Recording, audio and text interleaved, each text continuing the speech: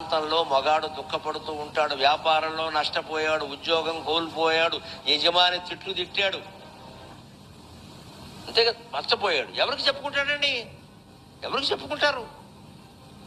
ఇంటికి వస్తాడు ఆ దుఃఖంలో, ఒక్కడిలా కూర్చుని ఉంటాడు, టీ ఇచ్చినా తాగడు, అక్కడ పెట్టేస్తాడు. ఏమిటి టీ తాగట్లేదంటే ఏం చెప్పడు, బాగులేదంటాడు. వెంటనే భుజం మీద చేసి తల్లి, భార్య తల్లిలా మారాలమ్మా, అక్కడ భార్య కాదు అక్కడ తల్లి. ఏం జరిగింది నాకు చెప్పండి, నాకు కాబట్టి ఎవరికి చెప్తారు మీరు? ఏమైంది చెప్పండి. ఎంతమంది దూషించినా, ఎంతమంది తప్పు పట్టినా, మన సేవనెవరు గుర్తించకపోయినా గుర్తించే వాళ్ళు ఉంటూనే ఉంటారు. ఆ భగవంతుడు గుర్తిస్తాడు. ఆయన కోసం చెయ్యాలి, ఆయన కోసం చెయ్యాలి, లోకుల గుర్తింపు కోసం.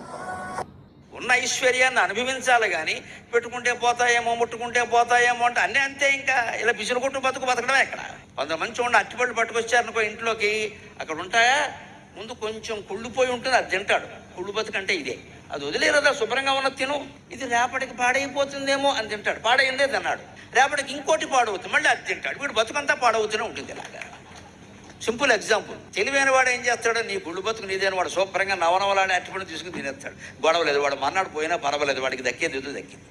ఇది పోతుందేమో, ఇది పోతుందేమో, ఆ పోయేలోగా ఎవరికైనా ఇచ్చారాదా, శుభ్రంగా ఉన్నది తినరాదా? ఇంకా తెలివైన వాళ్ళు కొంతమంది ఉంటారు, కుళ్ళిపోయిందని బయట పారాయకండి, దేవుడి నైవేద్యానికి పనికొస్తూ అంటాడు. దేవుడెంత అమాయకుడు. మొత్తం అదేంటి, వస్తువు మనకి ఏదో రకంగా ఉపయోగపడాలి, అంత అవసరమా అమ్మా? భార్య ఒక్కత్తి మనల్ని ప్రేమిస్తే ప్రపంచం అంతా ప్రేమించినట్టే, ఇంకెవ్వరూ ప్రేమించక్కర్లా. ప్రతి మగవాడు దృష్టిలో పెట్టుకోవాలి, భార్య ప్రేమ కోసం తాపత్రయపడాలి. కాళ్ళెట్టుకోమని, బానిస అయిపోమని అర్థం కాదు అక్కడ. వాళ్ళని ప్రేమిస్తే వాళ్ళు ప్రేమిస్తారు. భార్య